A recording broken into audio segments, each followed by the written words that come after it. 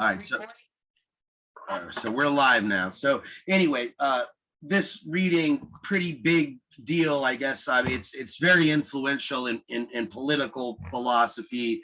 I guess you could argue that in today's political circles, it's seen as sort of a conservative essay. I don't think it would be considered that at the time. It would probably be considered pretty progressive, but at least, and maybe this is just me speaking from my own experience, but it seems like when I watch political commentary or discussions of politics, the kind of people that bring up John Stuart Mill and quote this essay tend to be political conservatives of like the libertarian stripe, which makes sense, on liberty, so libertarian. So the idea is, freedom is super important. The state should never intervene in our activities unless it's to prevent us harming other people. And so that's kind of the main thesis, I guess, to take away from the essay. But there's a lot of other stuff in here as well. So let's try to get through some of it. I guess on the schedule, we were supposed to discuss chapter 2 today, but since we never got a proper first meeting, we're going to go ahead and just kind of start from the beginning and see how far we can get. And what I listed on our website as the topics to discuss, one is, what is the purpose of government? And then there's this apparent tension between freedom, or what you might call liberty, versus security. Now, some would argue that this is a false choice. It's a false dichotomy, that we can have both security and liberty. But then there are others who argue that the more safe we make society, the less freedom we have. And so freedom is sort of, we've got to, I guess, weigh our options. There's pros and cons for both of these. These are both good ideals to aim for, but one comes at the cost of the other. So we have to sort of balance both concerns. And so these are some of the issues I'd like to talk about, but they're very general and they kind of apply to political philosophy and ethics in general. And since this course is supposed to be about contemporary political issues, I was hoping that maybe some of, there's only two of the students here and myself. I was hoping we could try to tie it in to some more contemporary concerns. And if not, then we can always move on to some of the other questions that I had planned for the second meeting, because I think those are a little bit more specific. So that's pretty much the game plan. But did either of you have any questions or comments that you wanted to raise before I jump into these quotes? No? Kaylee, did you want to say something? My comment is that I think this is a great time to be talking about this with all the changes and the pandemic and stuff. So I think it's really relevant. Right. Yeah. In fact, I'd make sure I write that down. I had intended to talk about that because I think that this is the virus, I guess I'll just put virus here, it's sort of, this is a pretty, I guess, contemporary issue. And it deals, what this reading is talking about, directly deals with an issue like, how do we keep each other safe? What sort of obligation do I have to keep others safe? What sort of measures are appropriate and what are not? How far should we go? And so, yeah, for sure. There's so many questions that just come to my mind. But yeah, for sure. So let's get his sort of basic, I guess, introduction out on the table. I guess it takes him a while to get to his thesis. And I'm hoping that by the end of the hour we'll get to the big thesis, the sort of the government should basically leave you alone unless you're harming other people. But he leads up to that with this, I don't know, you might call it a history lesson or a sort of a kind of historical survey of the relationship between the people and the government.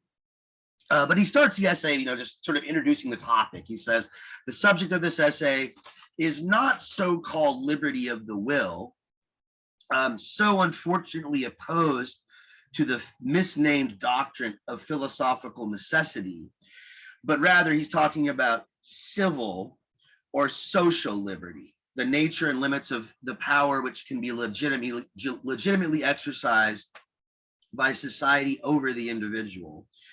A question seldom stated and hardly ever discussed in general terms, but which profoundly influences the practical controversies of the age by its latent presence and is likely soon to make itself recognized as the vital question of the future. And so, yeah, so not only is this an age-old question, but it's even more vital now, Mill thinks. And as Kaylee points out, that maybe, given the climate we're in, it's even more relevant. I don't know, maybe that's debatable. He's writing in a time when women still couldn't even vote. And so, you could debate that. But one thing that I want to point out in this first paragraph, he's distinguishing between two, I guess, philosophical conceptions of liberty. One of them is a lot more abstract and more vague, the so-called liberty of the will. Kant, who we talked about in other, previous videos, Kant, he seems to focus on this abstract notion of liberty of the will. So, and I like the way Kant actually, I don't know, I don't want to give him credit for this, but he's the one that introduced this to me. He distinguishes between what he calls freedom from versus freedom to. And again, I don't know if Kant invented that language, but that's sort of where I learned it. And so the idea is that freedom from, and that would be something more like what Hobbes is talking about. Or if you remember back to the Hobbes reading, Leviathan, when he talks about liberty, Hobbes means freedom from external constraints. So for Hobbes, we're driven by our desires or our aversions. We have aversions towards things that we don't like, and we pull away from them. We have a desire for other things, and we're drawn towards them.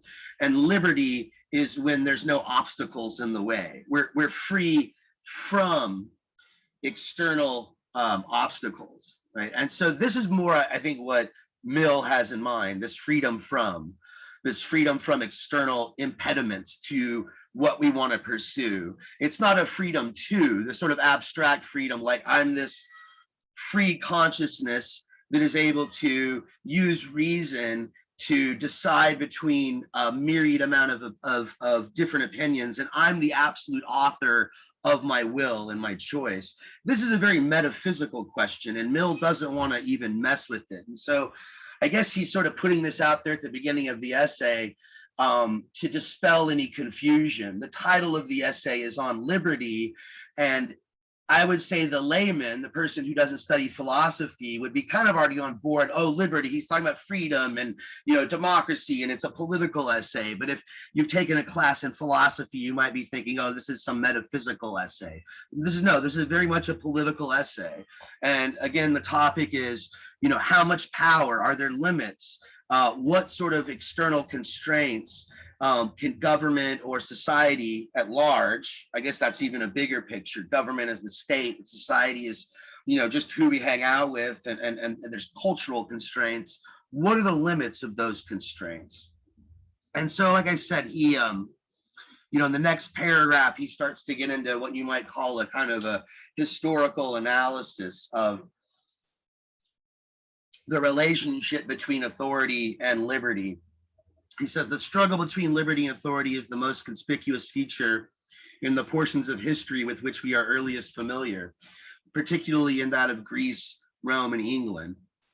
But in old times, this contest was between subjects or some classes of subjects and the government.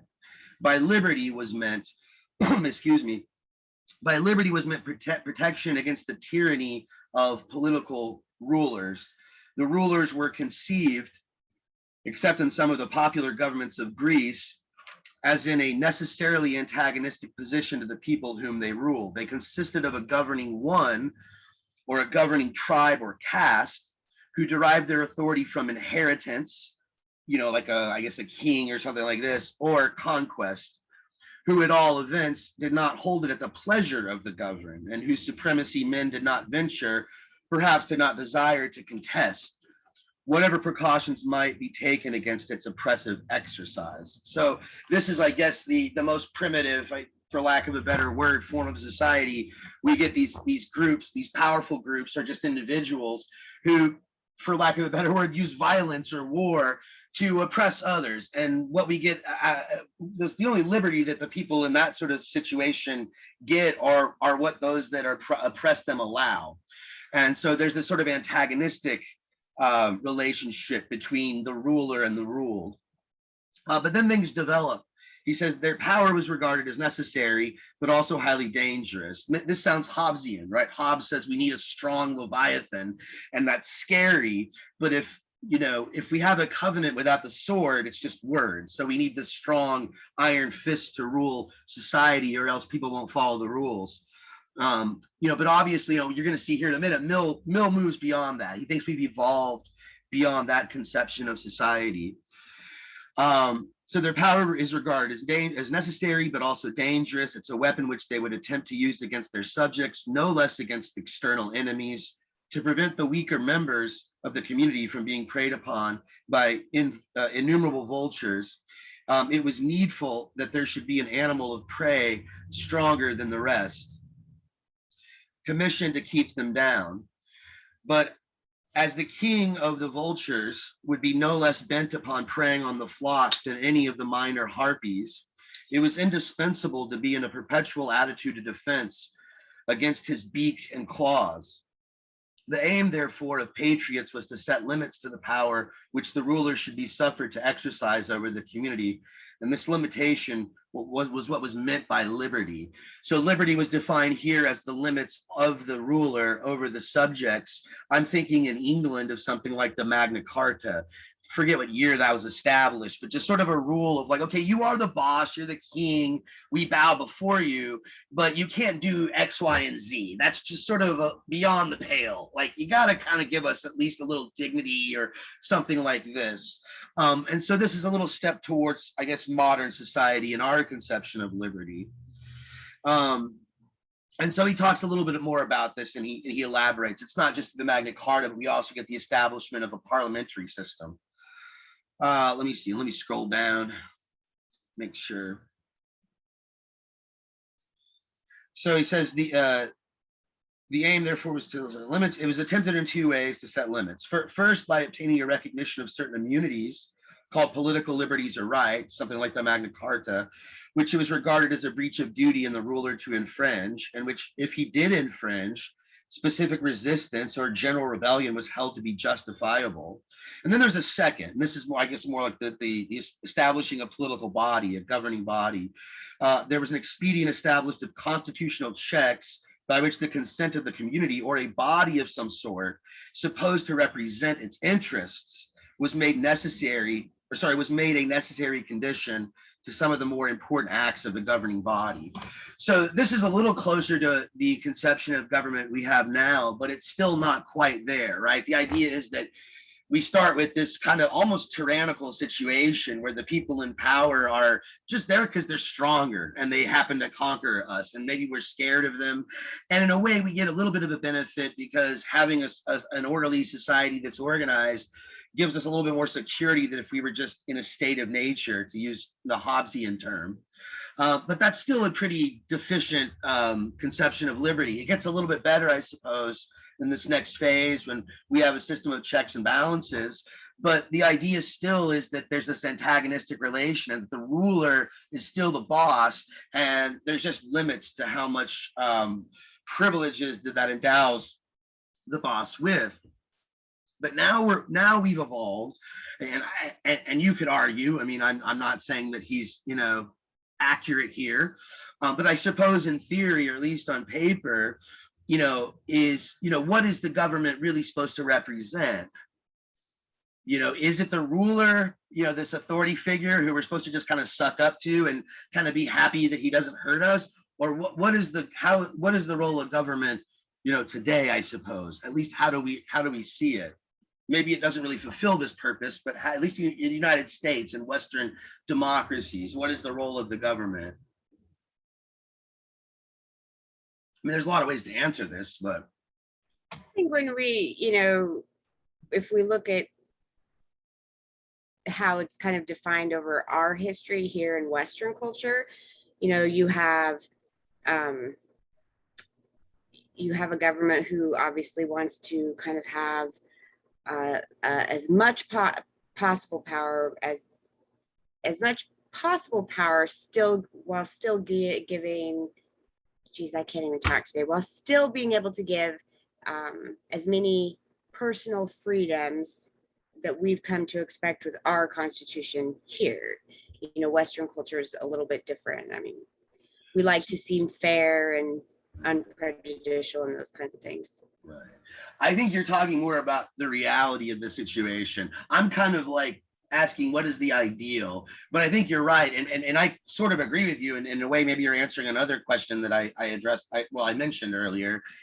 Is there a tension between authority, power, and liberty? And you seem to be saying, yeah, there kind of is. It seems like our governments kind of want as much power as they can, but they know that like they can only get so much. They have to allow us at least a certain amount of liberty as well. And so there's this kind of balancing act. But how do we see the government as the boss? Or I mean, some people do. I think some people do. I think wrongly so, though. I think growing up in the United States, it seems like I was brainwashed, for lack of a better word, to believe something different, that the government wasn't my boss, but what was rather the relationship. How did it go? Well, Yeah, go I ahead. definitely think there's a relationship between the government and us as the common people, because we do elect people to kind of speak for us. Good. And that's why we have elections. And then I feel like the government also kind of tries to protect us and our freedom. Maybe they don't do the greatest job at that sometimes, but I mean, in reality, I mean, we're not getting invaded every day, and they're kind of keeping us protected so that we can have this right amount of freedom, I guess. Good. All right. Yeah, and your first, that was kind of what I was looking for, was the first thing you said, but you just briefly kind of moved on to the other two. But the idea that we vote, right, for these individuals to represent us. So the idea is, it's not that they're our boss that sort of orders us around and tells us what to do, although they might be able to do that. But in theory, they're doing it for our interests, right? That, we don't have time to govern everything and do everything. So what we do is every 4 years or 2 years, we decide, look, this person's smart. I trust them. They seem like they know what they're doing. I'm going to let them take care of X, Y, or Z part of the government, and they're going to represent me, and they're going to represent my interests. And so they serve me, right? They're not my boss. If anything, I'm their boss, right? So the idea is that the rulers aren't there to, they're not some sort of like king who deserves fealty, or, he's so great, your highness, let me bow before you, Instead, it's like they're supposed to be beholden to us. They're our boss. So we are their boss. There's actually an episode of The Simpsons. I can't really remember I think it's like Lisa Goes to Washington, and it's like it's kind of a parody of Mr. Smith Goes to Washington. She goes there and she sees all the corruption and she's all sad about it. But I forget the plot completely. But at the end of the episode, they find out the senator who's being corrupt, and he gets in trouble. And then at the end of the episode, it shows George Bush, like the original, not W, but like HW. This is like early Simpsons, right? And he signs some bill, and as he's signing the bill into law, he says, "I'm doing it for my boss." And his assistant's like, "Your boss?" He's like, "Yes, all 30 million of them, or whatever." So he like, the citizens are my boss. And I mean, I don't know what you think about Bush. I'm not that big of a fan, but the point, I guess, I get behind, that's at least ideally that's what's supposed to be the relationship, is that the government is something that represents us, supposed to be for our interests. And as you said, it's to to keep us safe, I suppose, is one function, to make sure that our liberties and our rights are protected. Sometimes maybe it's hard to do both, and they're not perfect, but that's one thing that they function as. And so he writes about this. He says, a time came in the progress of human affairs when men ceased to think that it was a necessity of nature, that their governors should be an independent power opposed in interest to themselves. It appeared to them much better that the various magistrates of the state should be their tenants or delegates, revocable at their pleasure. In that way alone, it seemed, could they have complete security that the powers of government would never be abused to their disadvantage.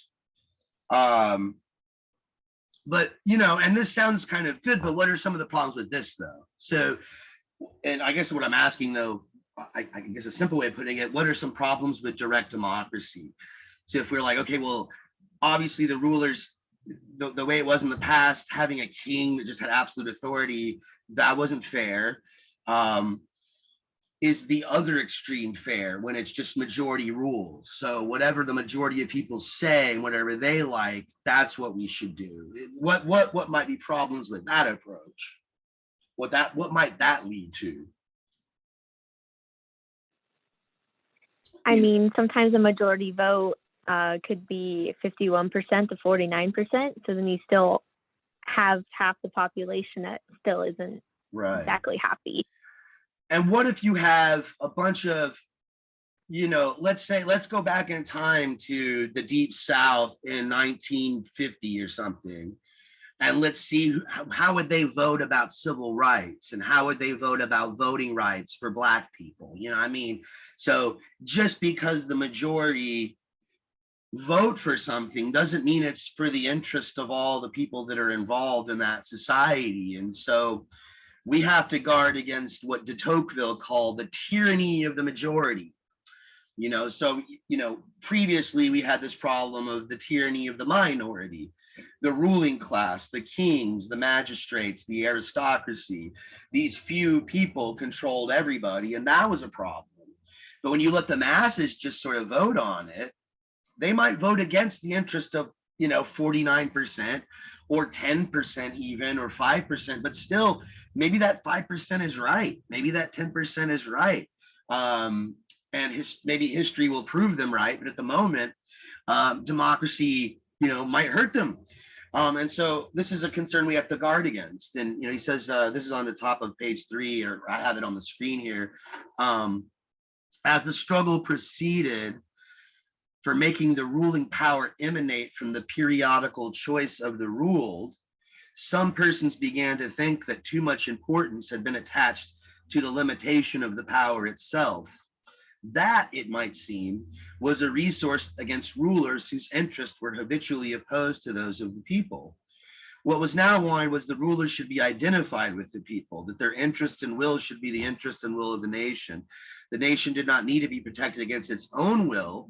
There was no fear of its tyrannizing over itself. Let the rulers be effectually responsible to it, promptly removable by it, and it could afford to trust them with the power of which it could itself dictate the use to be made. And that's not really what I was looking for. That's just him kind of repeating. Yeah, so again, we changed the power dynamic, but there's still the other problem. Let's skip forward a bit, where he talks about the people in parentheses.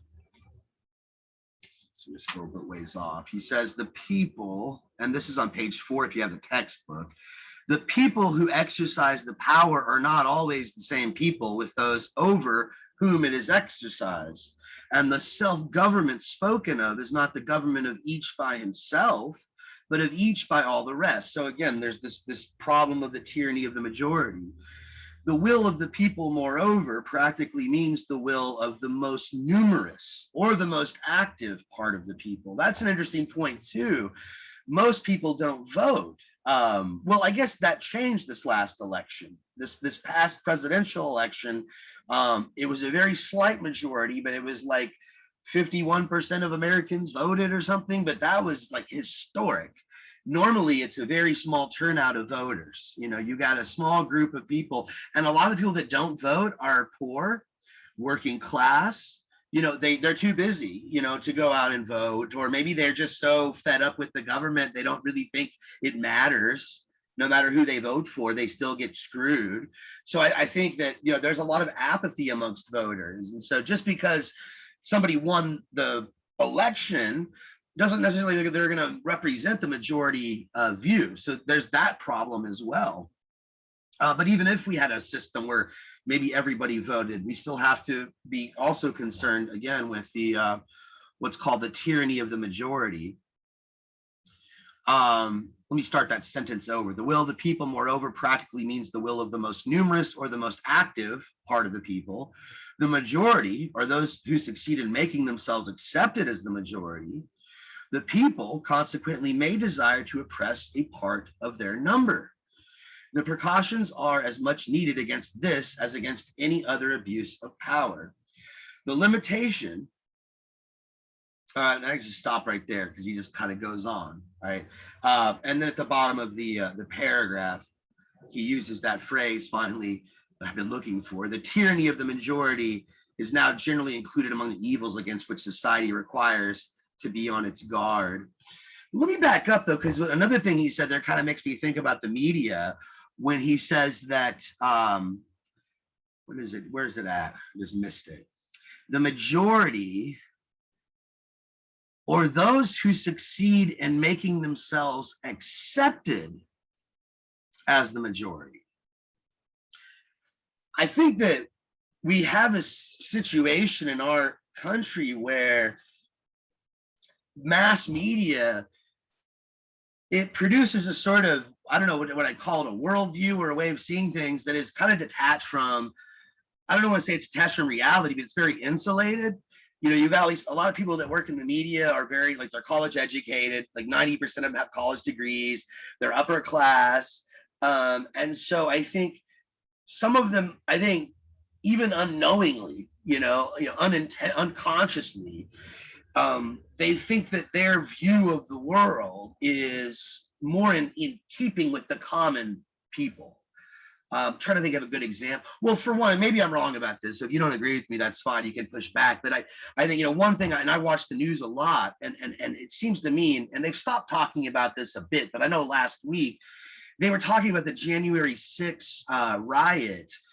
They're still investigating this in Congress, and they're having this commission and all this stuff. And it was in the news like every day as like the top story and all this stuff. But I don't hear my students talking about it. I don't hear, when I go to get a hamburger at the fast food place, I don't hear the people behind the counter talking about it. Right? They're talking about how the hell they're going to pay their bills, or how they're going to pay, for their medical expenses, or if they're ever going to be able to afford to buy a house, or like there's all these other problems that to me affect your average person. But if you turn on the news, it's like, no, it's all about Facebook and Russiagate and this and that. And so I think there's like this misrepresentation, or gas prices. I guess actually gas prices are actually pretty relevant if you live here in Houston, because it's a total, well, for one, it's a oil and gas hub. So whenever the gas prices are up, the Houston economy is like booming. But also people drive a lot in Houston. But I think your point is taken, right? I mean, it's like, if you live out in a rural area, drive a lot, and there's certain, things that the labor market, the fact that people can't, all these employers can't hire anybody. To me also, what really ticks me off, and maybe I'm getting slightly off topic here, but when Biden pulled out of Afghanistan, nobody cared anything about Afghanistan for years. You didn't hear any reporting about civilian casualties, even American casualties. When an American soldier got shot, maybe there'd be like a 10th, 12th page article about it. But as soon as Biden pulled out, I honestly think it's because all the war hawks, the people that want to be there and want to keep spending millions of dollars, they're freaking out. And all of a sudden they care about the women and children of Afghanistan. They didn't care for 20, all of a sudden they care. So it's just sort of like, why are you talking about this all of a sudden? So I think that because people get a lot of power, they might be able to sort of control the narrative and control what people consider normal or consider the majority view, even if it isn't the majority view. I think most Americans are against war. I think most Americans don't want to be in war with all these countries. But if you turn on the major news networks, you don't really see any anti-war voices. You just don't. If you don't believe me, go look. Go try to find it, and help me out. If you find it, send me a link, because I've been looking, and since Iraq, most of the mainstream outlets, they're very pro-war. Yeah, Ashton, did you want to jump in? Sorry, it's Andrea, my daughter. Oh, that's right, Andrea. Yeah. But don't you think that it speaks to the balance of power, right? If we talk about, what the news is projecting versus, I mean, Let's Go Brandon was a perfect example of kind of what we're seeing. You could clearly see what they're saying, and yet the news spun it, how they wanted to be. I mean, you literally had to be a deaf, blind, mute not to look at that and be able to say, Right. I don't think I believe that's what's happening. So you have 6 companies that own all of the media that we're exposed to, Right. the major media. So, I mean, I think, when it talks about, the power of the people, and that, these people up here work for these people down here, maybe that's like what they're trying to portray out here, like shiny ball syndrome, right? This is what we're going to give you, but don't look at my hand behind my Right. back. Yeah. Like they put that out front. So, I mean, I think it's relevant. I mean, And I think people can see through it. I think we're not as dumb as they think we are. It's yeah, that but whole. can we really? I mean, Yeah. can we? Like, Yeah. we are exposed to what they think we should be exposed to. Right. And so, I mean, can we really see through it? Like, Yeah. Well, I think so. I guess you got a point there. I think some people really can. I'm imagining. To be fair to that woman, maybe she really thought, she's interviewing this guy, it's loud, the crowd. Maybe she thought that's what he was saying. But if you watch the freaking thing, it's like it's super obvious.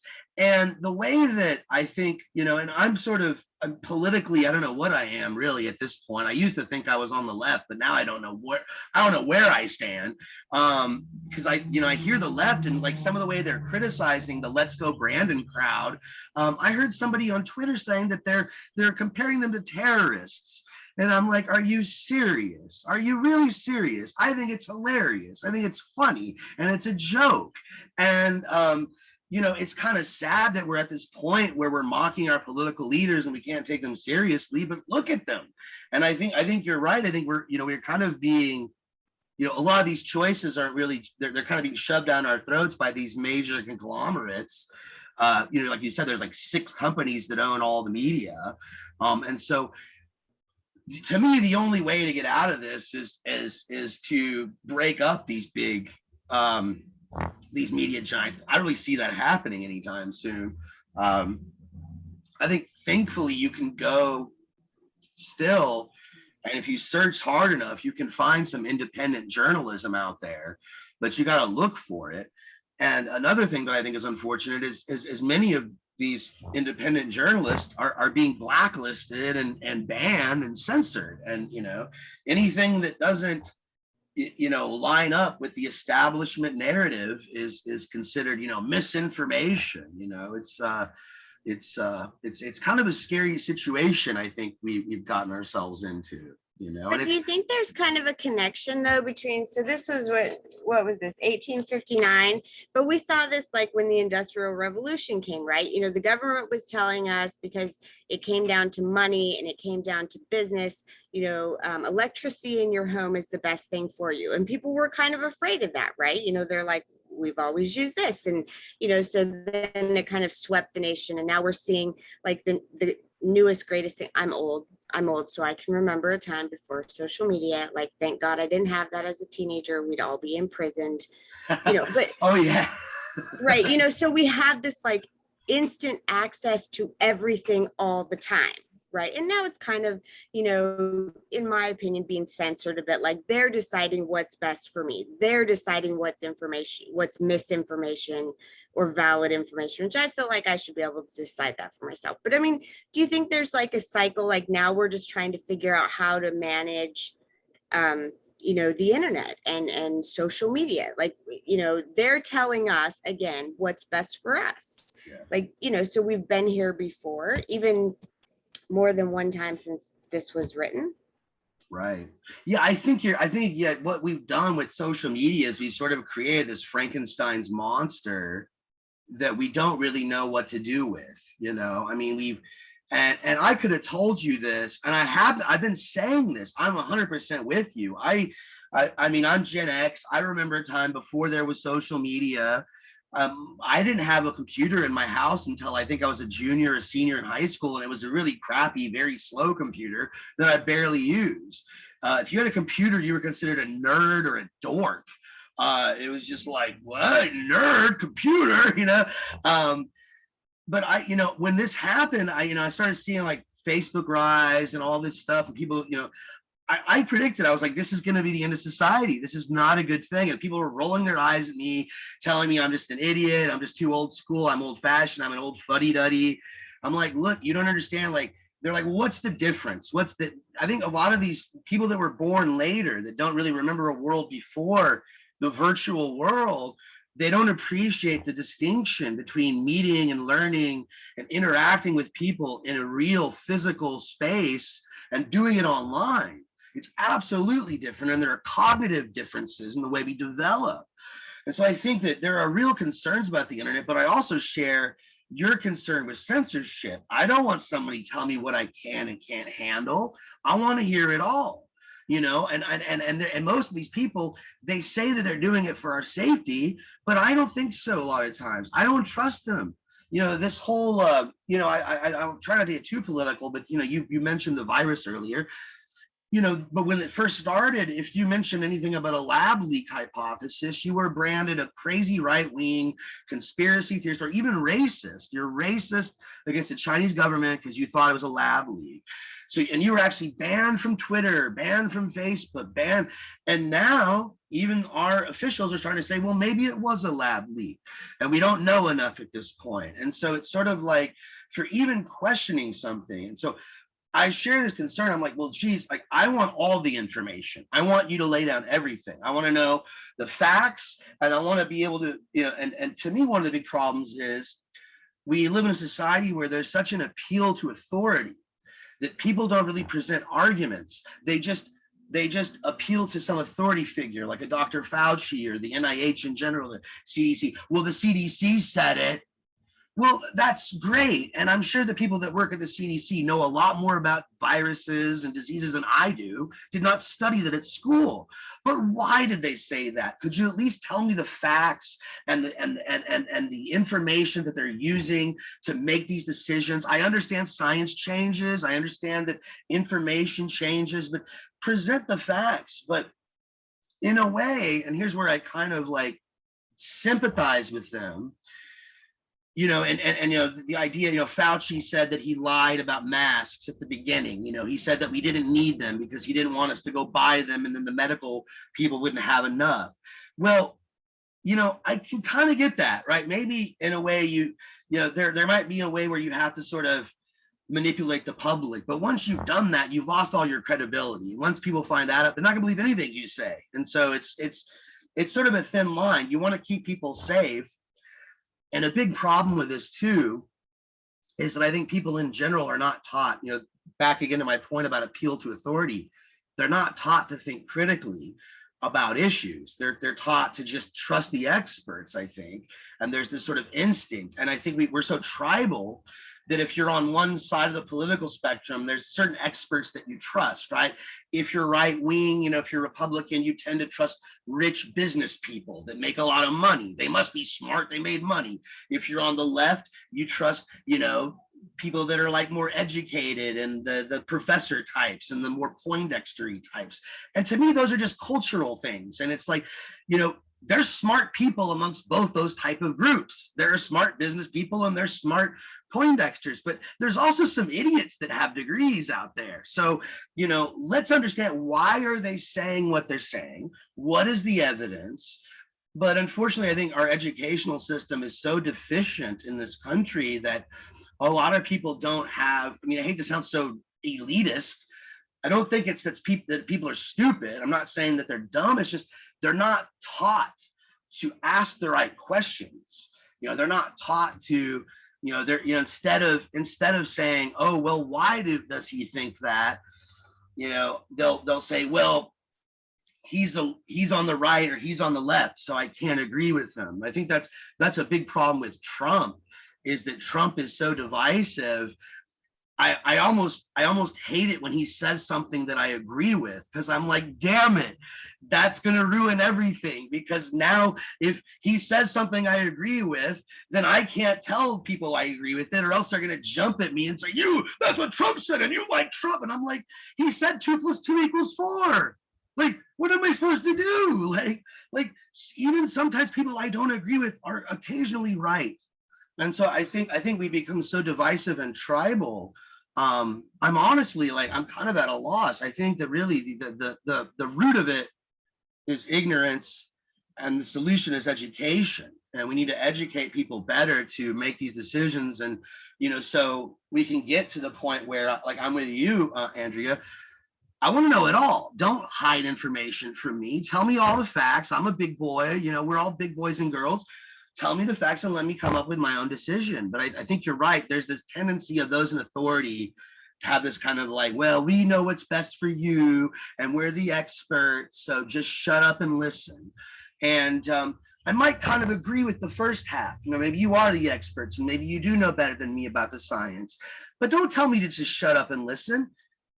Dumb it down a little bit and explain the science to me so I understand why. I'm not some baby, So I don't know. I went off on a little rant there, but I don't know if that answered your question or if you have anything to say to that. But yeah, it's definitely it's an issue, right? And I guess it ties into liberty because it's sort of like, how can you be free from external constraints if you don't even really know the facts?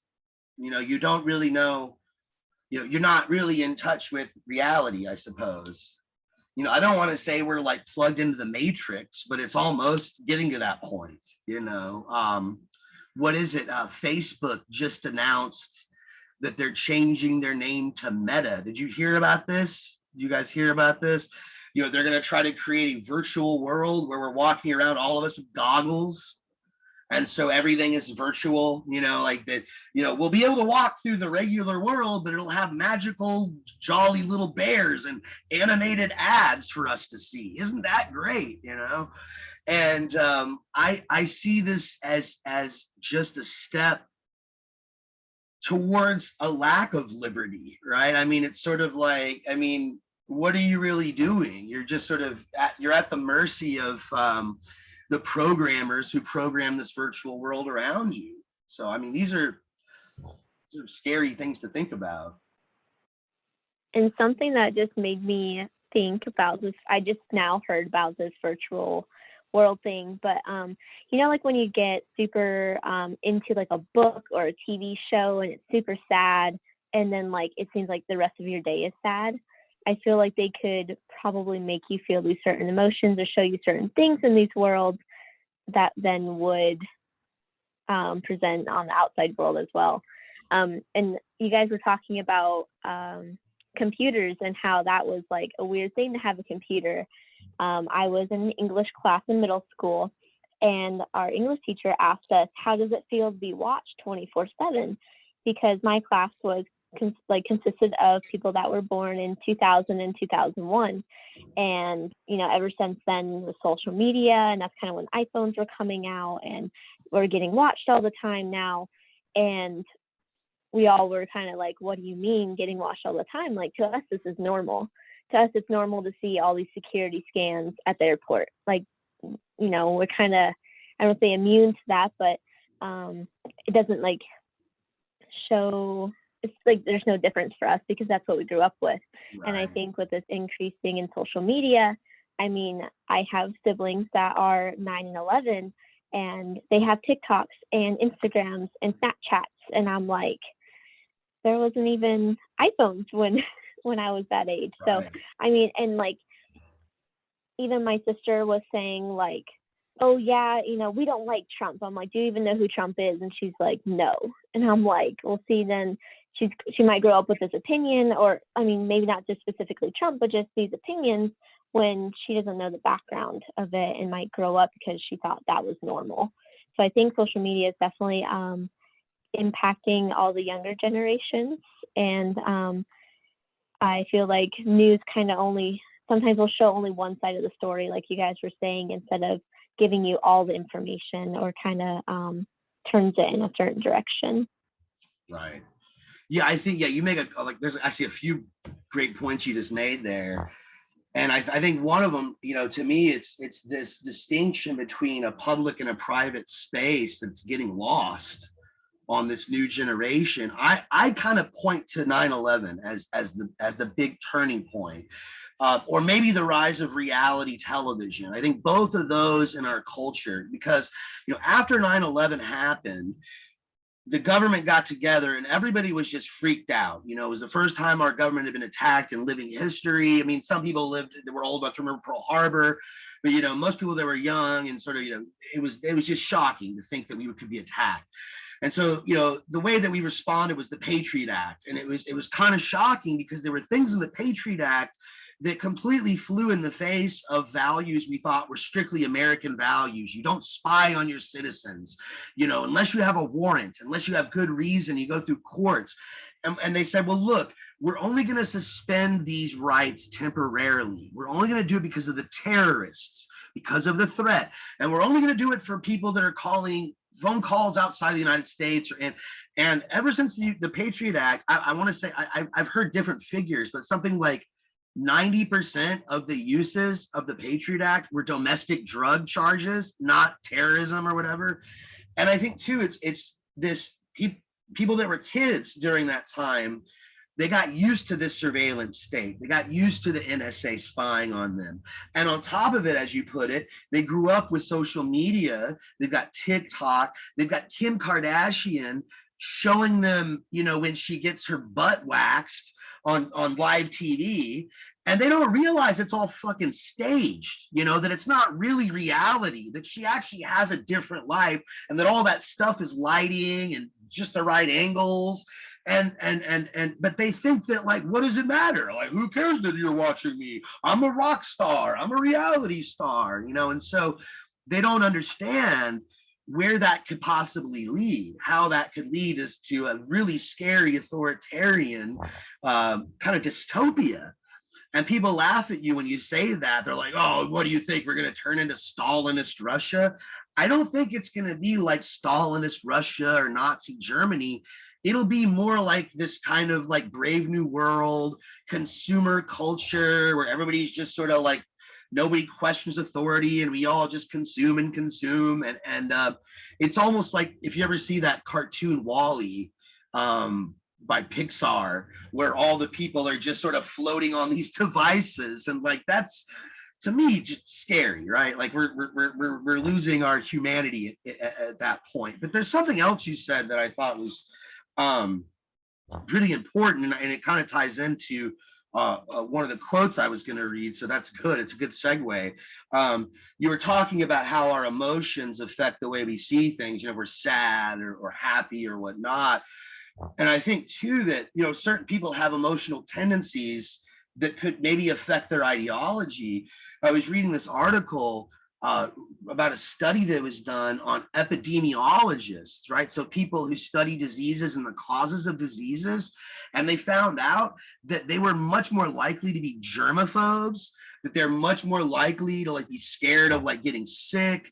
They're going to wear masks, like 2 or 3 mask layers, like even when the virus is over. So it's like you've got people who like their whole like psychology is like, I'm scared of getting sick. Oh my God. And they're the ones that are telling us like what the rules should be for everybody.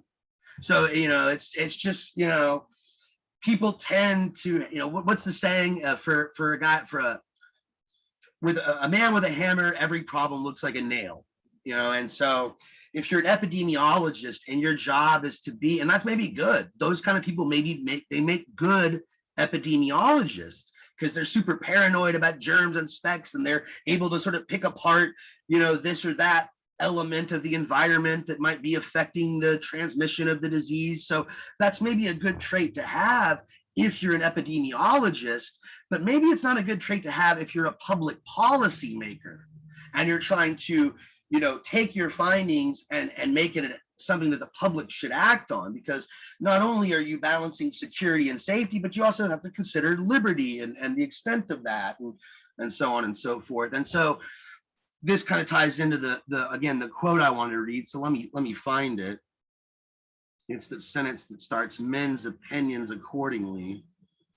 Let's see if I can find it. Universal illusion.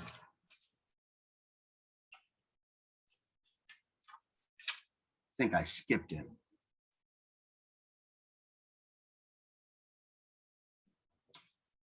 Yeah, I think Reagan is a bit over, like that's a bit overstated, but I love that quote anyway, right? What is it? I'm from the government, I'm here to help. Like the most scary words in the English language, right?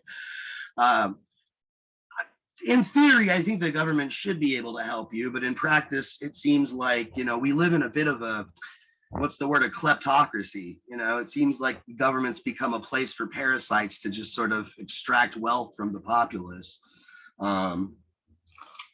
Let's see here. I'm having trouble finding. Okay, it's actually, let's see. So despotism. It's this long paragraph.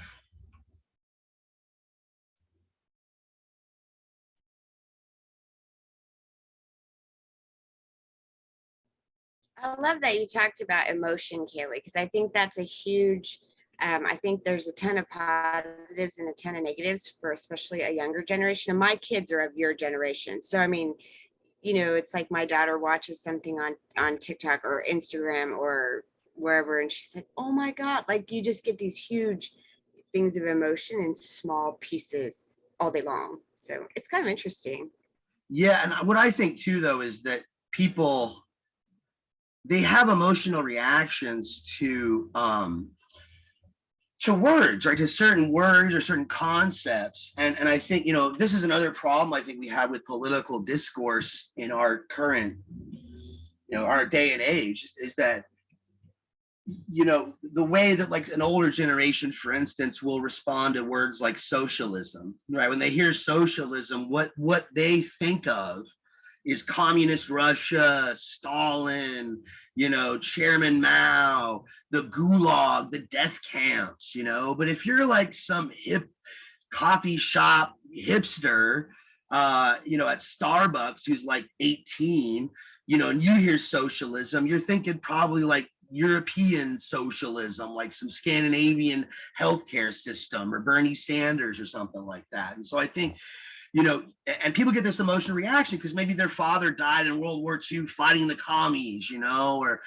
died in Vietnam fighting the commies. And so you're not going to get past that. There's no way you're going to like, well, actually, I know why you think that, but really what we mean by socialism is this, because what they're going to do is, you're just one of those commies who's trying to convince me, And so it's like, this is a really tough thing to sort of get past. And I feel, I'm just using that as an example. I have the same problem.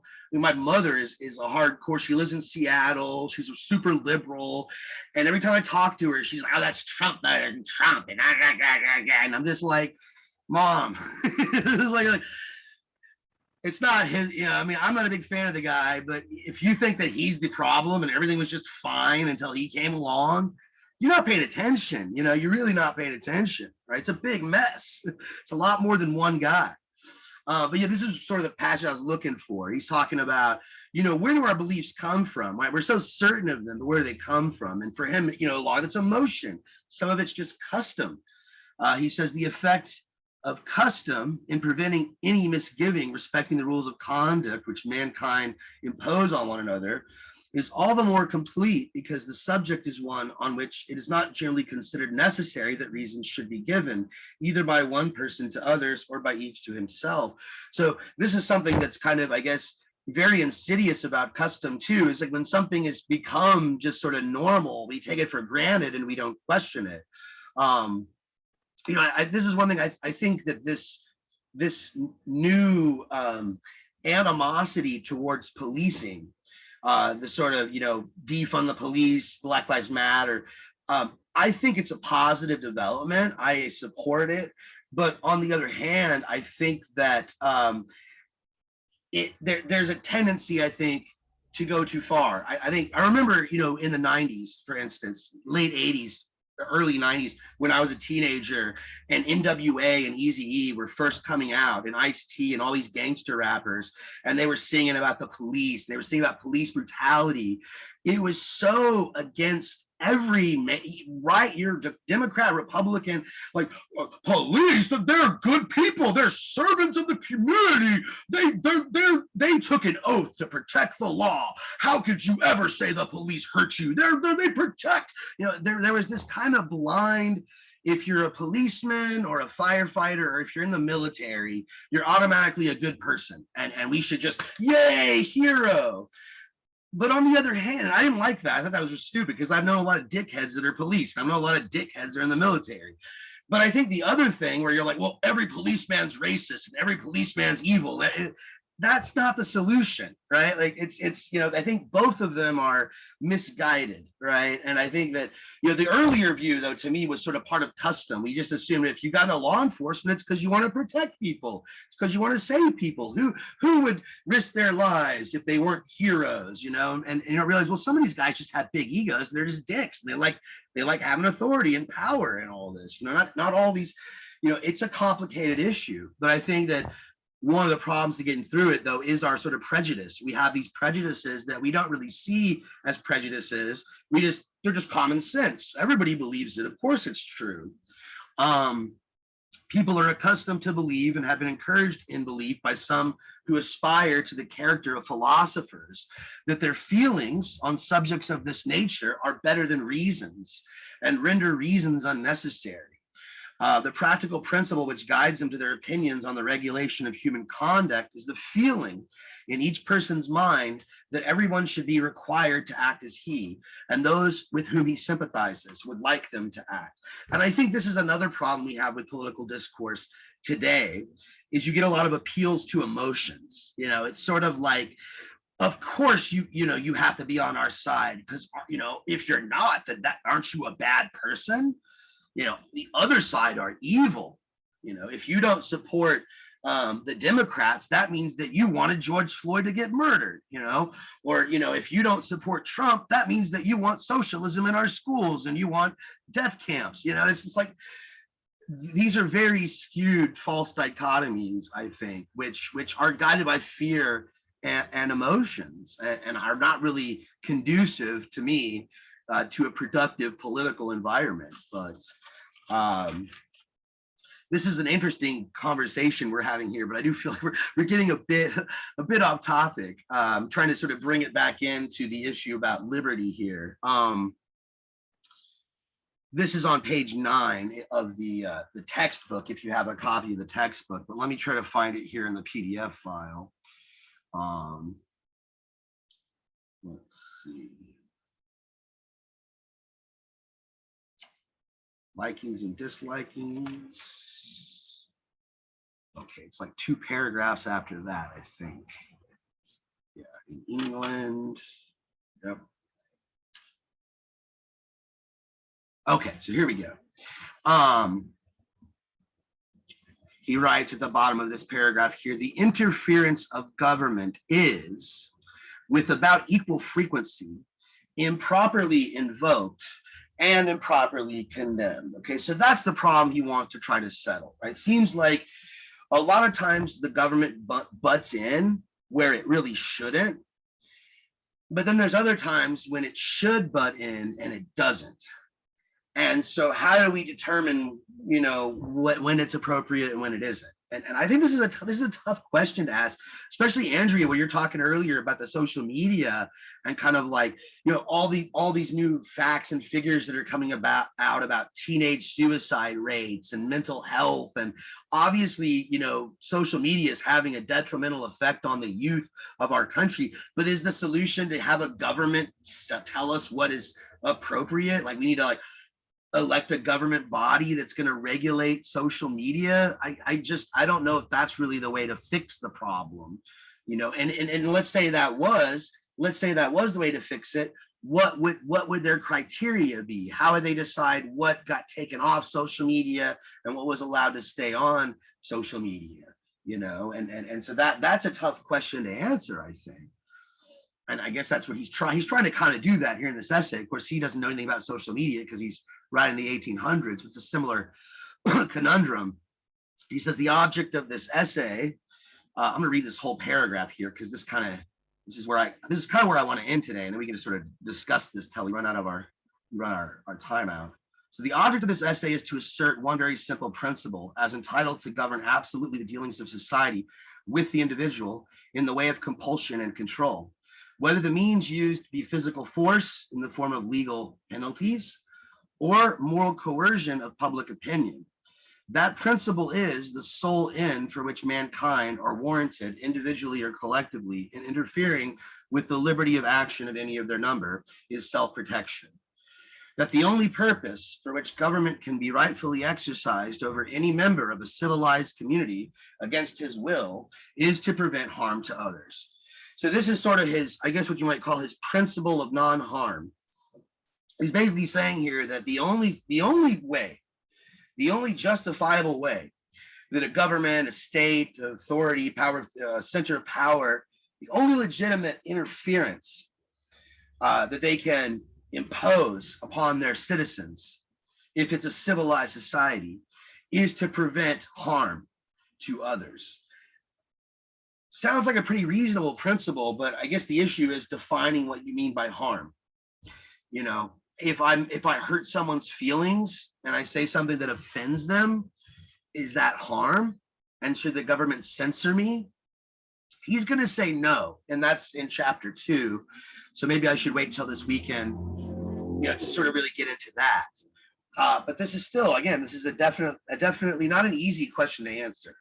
And in fact, I think as much as I like this essay, and I think it brings up a lot of really important problems and tries to resolve them, it overlooks a lot. I think that he tends to focus on physical harm.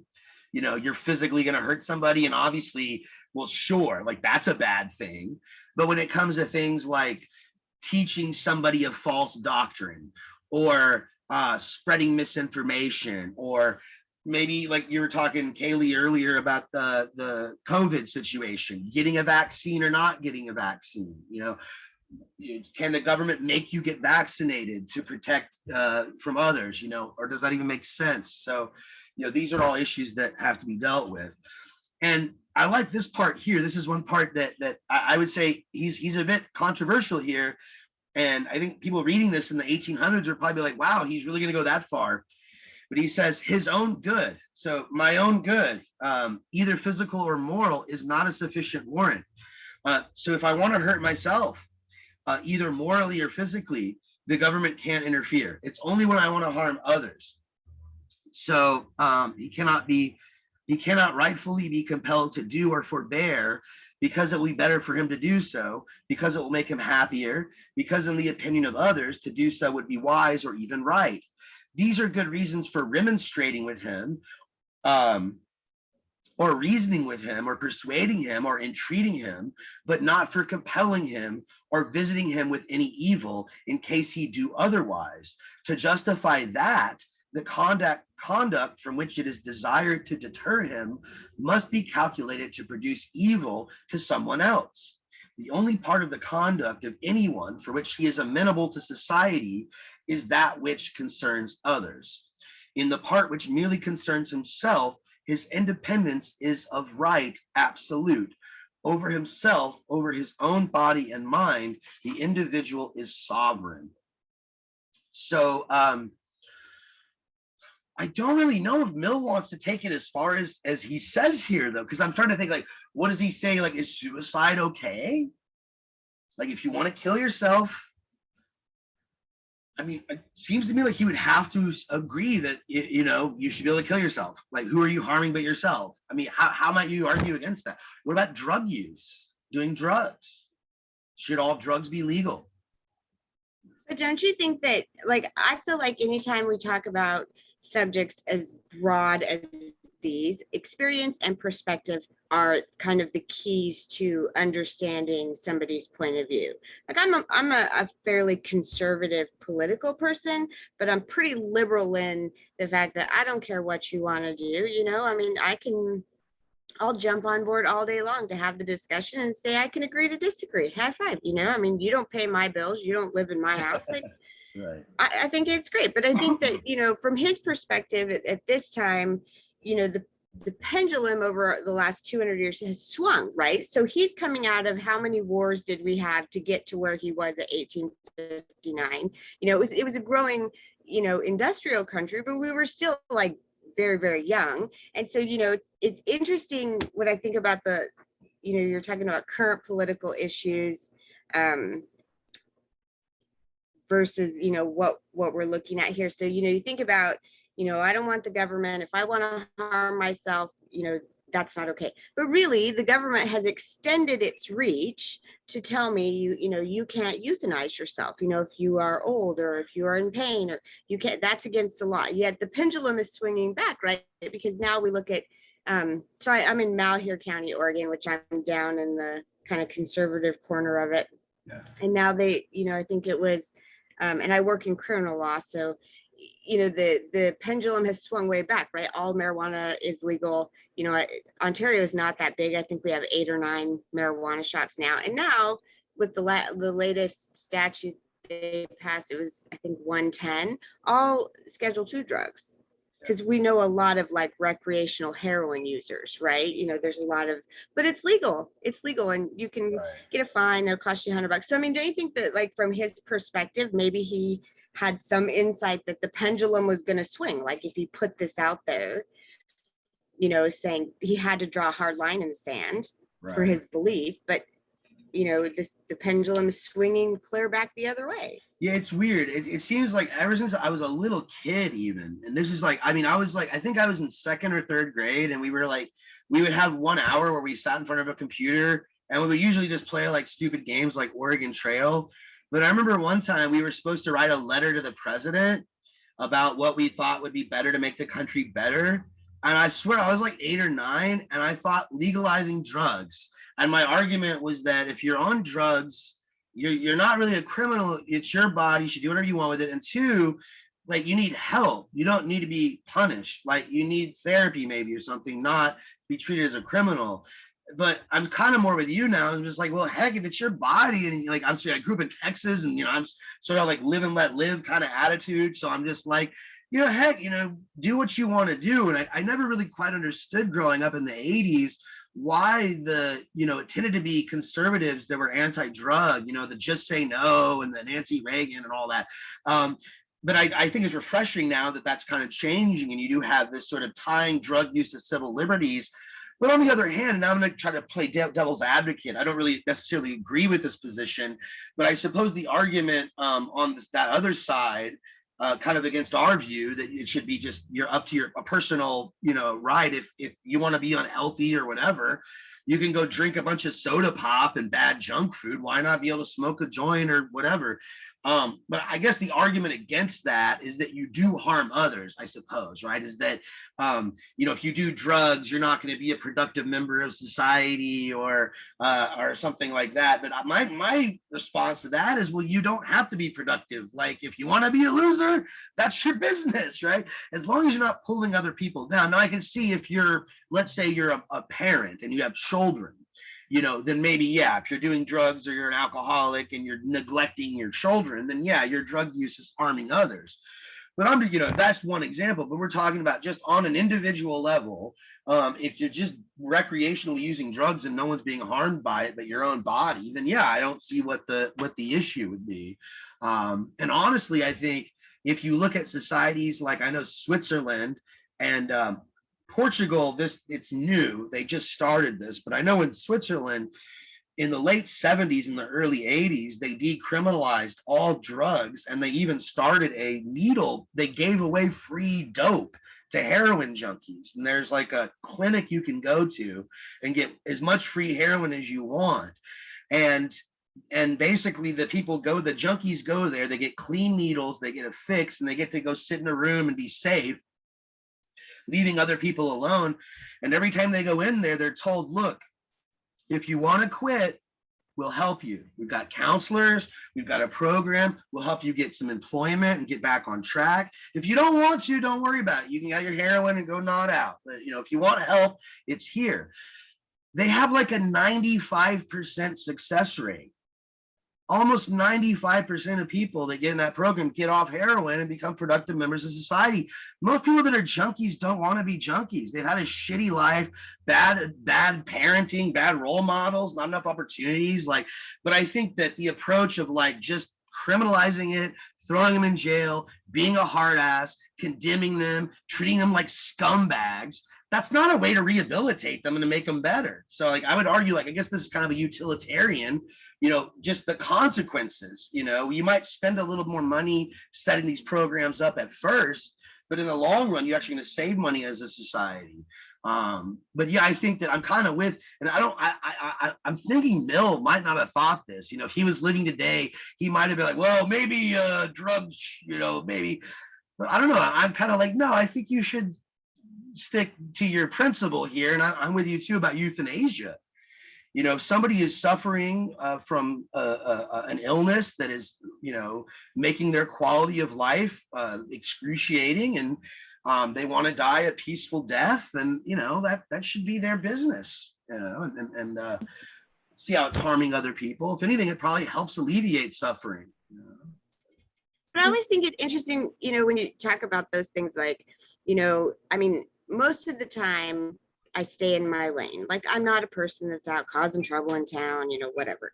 But it's interesting because, you wanted to play devil's advocate, but, for me, devil's advocate would be, well, crime has quadrupled in my county. The homeless population has tripled in my county. The number of cases that I have dealing with abused children has tripled in the past 18 months. So, I mean, we always talk about a more liberal concept is you do what you want to do and it's all good until you come in my lane. Like, if you want to do drugs all day long, that's great. But if you want to then, get a hold of my 18-year-old daughter, she's walking in the store and sexually assault her, like, ooh, right, we may not be on the same page. So, I mean, I think there's it's, I'm glad you bring that up, because I think and I'm not following the Oregon story probably as closely, and they don't report on it nationally probably as well as you guys get, but it seems to me like it was just not very well thought out. You've got all these sort of like bleeding heart liberals. They're like, oh, these poor homeless people, these poor junkies,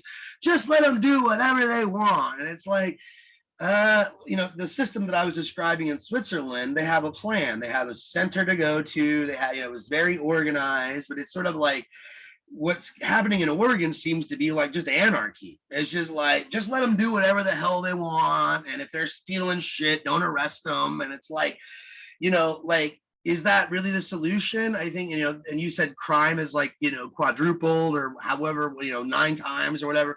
I think too, like, policies like that tend to attract those people. Are gonna like, oh, look at Oregon, let's migrate over there. And you got people, maybe the homeless population from Seattle, is like, it's even better down there, let's hitchhike down there. And so in a way, it's almost like it doesn't really solve the problem. It just sort of makes it snowball, and these city council members seem to just sort of pat themselves on the back like they've done something good and some humanitarian thing. And again, I'm all for decriminalizing drugs, but what are you going to do with this growing homeless population, right? With like you said, assaults and all this stuff, and it's a real problem. I think the other issue is that people who make these more liberal laws, they don't like to address these issues because they think of them as not politically correct. Because if you say things like, well, the crime rate's gone up and sexual assaults have gone up, well, what they're going to say is, well, you say homeless people are all sexual predators? You say that homeless people? No, I didn't say that. I'm just saying that if there's a lot of homeless people, there's a correlation. I'm not saying all people that are. So I think they tend to demonize you, or and to me, that's just, you're living in a fantasy land, when you do things like this. You can't just pretend that this stuff isn't happening, and I think it's easy for them to do because a lot of times they live on the other side of town, like my mother lives in West Seattle, and she's like, I love Seattle, it's so great. And I'm like, yeah, but you're not near Capitol Hill, you don't have to go there into the city, right? So you're out there, across the bridge, across the West Seattle Bridge, and the homeless people don't want to walk over there. So it's complicated. I guess this does kind of tie into the reading, because it's sort of like, well, you want to give people liberty, and even liberty to be homeless. And I'm afraid now I'm going to get in trouble once I post this video on YouTube, because I keep using the word homeless. I know that's not politically correct. Can somebody help me out? I know that now the lefties want you to call it something else. I forgot what they changed it. Yeah, they I didn't. changed it. Oh. Just recently. I say like maybe like not even a year ago, I started hearing, because I watch the conservative news and I watch the liberal news. And if you watch like the liberal, like Democracy Now, they won't say homeless. They say oh God, what is it? It's Oh, like are they the dispersed or the? it's like the unhoused or something, or it's like, what's the difference? It's like I don't understand like how one is insulting but the other isn't. Like I don't get it. But this is, I think, another example of them creating a problem that's not even there, you know, in order to avoid the actual problem of homelessness. You know, it's like, no, the problem is that there are people on the streets that can't afford housing. Not that we're calling them something we shouldn't be calling them. I think that semantics gets in the way, you know, of a lot of this stuff. But yeah, I have to look it up because now it's bothering me. But I want to say it's like unhoused or something like that. Unhoused people or something is the more politically correct term. So I do have a question about the reading. So like in the paragraph that you just read, so he talks about his own good, either physical or moral, is not sufficient. Right. Is not a sufficient word. So I guess I'm having trouble. Is he stating that, you know, it really is a personal, like it's all for personal gain, like, you know, our government kind of is like sacrifice the one for the whole, right? So is he saying kind of the opposite of that? Yeah. Like really, it's I think so. I don't know if he is aware of that, honestly. You know, I think he's trying to strike a balance, but in the end, I think you're correct. I think that he is sort of saying it's the individual that matters, and the whole structure of society is there to support that. So this is a sort of kind of hyper individualism. I think you're right. You know, the idea is, again, you know, even if I am doing something to harm myself physically or morally, like I should be left alone, you know, because the only reason I'm in the state is for, you know, to pursue happiness however I want or see fit, I suppose. I got maybe this is an improvement on Hobbes, you know, right? Like for Hobbes, you know, the only reason I have government is to keep myself safe. Shouldn't care about liberty so much. In fact, I should be willing to give up liberty and sort of follow this authoritarian ruler so I don't have to worry about violence against myself or my property. But Mill is kind of saying, no, like my only like absolute property is my own body. I have sovereignty over my own individuality. I have sovereignty over myself. And so the government shouldn't be able to sort of impose anything on that unless I'm harming the sovereignty of others, unless I'm interfering with others. And he does, I said this was the last quote I'm going to read, but now I found another one that's kind of important that I think we should look at briefly before we close everything up. He does talk about, he gives a list of what he thinks are warranted intrusions, you know, of, I don't want to say they're intrusions on our liberty, but these are cases when the government are allowed to, they're justified in forcing us to act a certain way. So this is, let me see here. It's at the bottom of the paragraph that starts, it is proper to state, let me find that. I passed it up, so it's back up a bit. There are also many positive acts. Where's it at?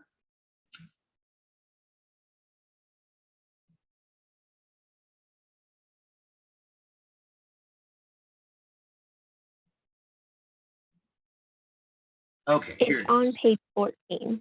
Yeah, you're right.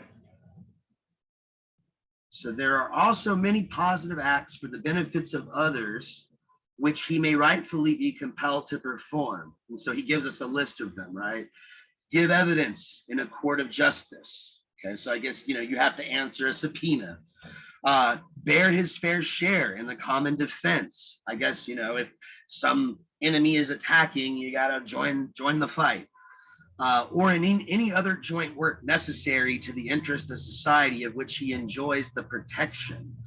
That's something I think we could probably debate today, you know, like security's become so complicated with their, you know, proliferation of nuclear weapons. Like, how responsible am I to like build armaments or help, should I go to the border to help build the wall? Like, what the heck? That's something that might be a lot more complicated today than it was in 1859. Okay, so then what else does he say? Perform certain acts of individual beneficence, such as saving a fellow creature's life or interposing to protect the defenseless against ill usage. So this is kind of like Good Samaritan laws. I guess if I'm walking by someone and I see them that they need help, I can't just ignore them. I got to go try and help them, I suppose. Things which, whenever it is obviously a man's duty to do, he may rightfully be made responsible to society for not doing. A person may cause evil to others not only by his actions, but by his inaction. And in either case, he is justly accountable to them for the injury, right? So if I fail to act and to help somebody in distress, I'm just as guilty as if I would have put them in that scenario, or at least I'm guilty to some extent. The latter case, it is true, requires a much more cautious exercise of compulsion than the former. To make anyone answerable for doing evil to others is the rule. To make him answerable for not preventing evil is, comparatively speaking, the exception. Yet there are many cases clear enough and grave enough to justify this exception. So he kind of seems to be waffling on this. He's like, well, like you're definitely required not to harm other people. But whether or not you're required to prevent others from being harmed, that might be something we have to decide on a case-by-case basis. There might be some situations. I'm trying to think of a scenario. I know a lot of people who have to face this in court or whatever, when they're, why didn't you save that person? Why didn't you do this? They're like, well, I was afraid that if I tried to save them, I would actually hurt them. And so I just stayed out of the way. I know in China, there are these laws that I don't know if they've changed these laws or not, but I was watching this TV show about 5 years ago, and I couldn't believe that this was the way the law was set up. But the way the law is set up is if you hit somebody with your car and you injure them, like maybe you make them paralyzed or they have a back pain for the rest of their life. If you injure them, then you are required, the government requires you to pay for all their stuff for the rest of their life, basically. And so what's happened is people start to kill people. Like they'll hit them on accident and they'll notice that they're injured and they'll be, oh crap. So they'll turn their car around and run them over to kill them, because if they kill them, all they have to do is pay for their funeral. And that's a lot cheaper than having to pay for their living expenses for the rest of their life. So that's a really screwed up incentive, I think, the way they have it set up. But I can see that kind of puts you in a situation where you're like, well, I want to save them and help them, but I'm like almost screwed if I do. So it's like, and I wonder what Mill would say about that.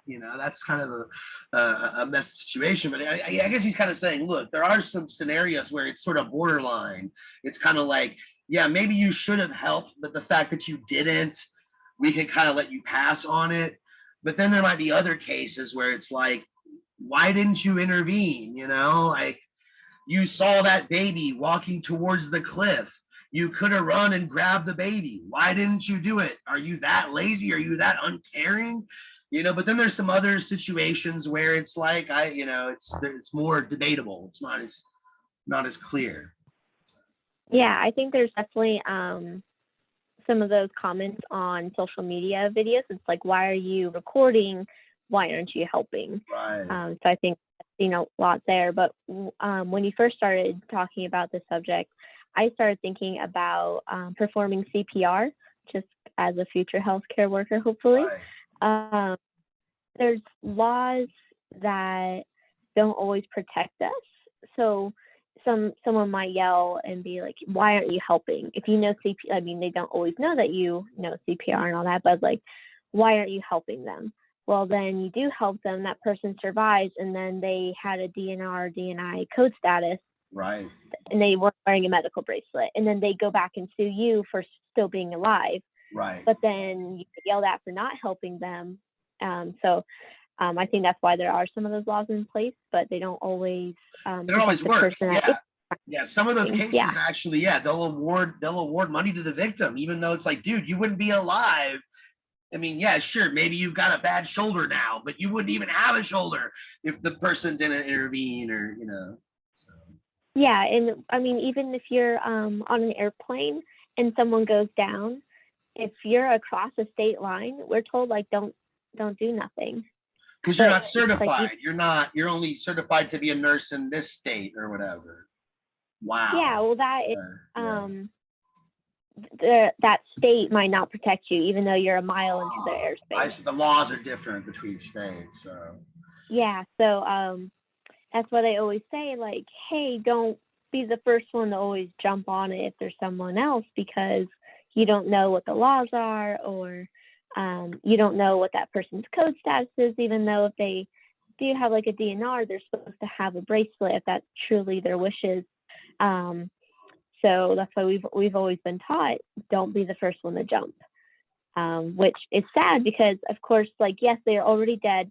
I can't cause them more harm by doing CPR because they're already dead. Right. I'm just trying to bring them back to life. But then some people are like, well, you cause more harm by not just letting them go quickly. And it's like, right. And then it becomes a huge problem. Yeah, this is sad because, I don't know, maybe this is another reason why there are too many lawyers in the world. It's like, all this litigation is like, you're just trying to save a human's life and you're worried about like whether you're going to like win in court, or you're going to be sued over it. It's just so sad. And top that off with, there's the psychological aspect. I don't know if you're familiar with the, what do they call it? Bystander syndrome, I think is what they call it in psychology, where it's like, if you're alone and you see someone that's like in trouble, you're more likely to help them than if you're like a whole crowd of people and you watch somebody, because like you'll have videos where it's like a whole crowd of people watching somebody get attacked and they don't do anything. It's like, well, why don't y'all jump in? You outnumber the bad guy. You could stop him, but it's sort of like everybody thinks that somebody else is going to jump in, and so they just sort of stand by. And so that there's that bystander effect. But now you've got all these like legal considerations that now even make you hesitate even more to top that off. So what a scary society, don't get into trouble and expect help, I guess is the moral of the story. You were about to jump in and say something though. Did you have something you wanted to add? Or? I guess I think it's also people realizing that they can sue for money too, and right. Sometimes they do try. I mean, sometimes people have a right to sue for reasons, but I feel like sometimes it is just because there's a possibility of money or compensation. Yeah, some people are just very litigious. I actually was dating this woman, and it really turned me off because when I got in a car wreck once, and it wasn't my fault, so I made the claim to the other person's insurance company, and I just got, I got it paid for, but my girlfriend at the time was like, you need to hire a lawyer and you need to like sue them for like way more. And I'm like, no, like it was an accident. They didn't do it on purpose. Like it was a fender bender. They're going to pay for my rental car and the thing. I'm not going to like pretend I got an injury so I can but there's a lot of people out there like that, because they're just like, oh, I got in a wreck. Great. I'm going to get a lot of money. I'm going to hire this lawyer. And she was always complaining. She's like, my insurance is so expensive. Like, I'm like, I wonder why, it's like, they know you, they keep track of people like you, and they know you're expensive. So it's like, yeah, you might get a $5,000, $10,000 settlement, but now you got to pay like $300 a month for insurance because they know you're litigious and you're a pricey customer. So yeah, it kind of backfired, but I kind of like it just turned me off. I was like, like to me that's just kind of sleazy. It's like, I mean, I get it. Someone did wrong. They need to pay. That's what the insurance for. Make the claim. But like this whole like, no, man, hire some sleazy lawyer to get every dime you can possibly get out of this person. It's just kind of rubbed me the wrong way. But anyway, I guess we better stop it there because we're way over time. I only wanted to go for about an hour, so this is pretty good. But I'll probably tomorrow sometime I'm gonna post another announcement, and I'm gonna invite like a lot of other people, like my other classes I have at UH for extra credit. So hopefully we can get a bigger crowd or something like that. But yeah, like you said, probably Sunday. If you said that's good for you, that's good for me too. So look for that, and I'll try to get your papers graded. I haven't had a chance to even look at them. I know they were turned in a while ago, but I will try to get those graded by the end of this week, because I know that another one's coming up pretty soon. So y'all need some feedback. But anyways, oh, I better stop recording. I'm like rambling on here.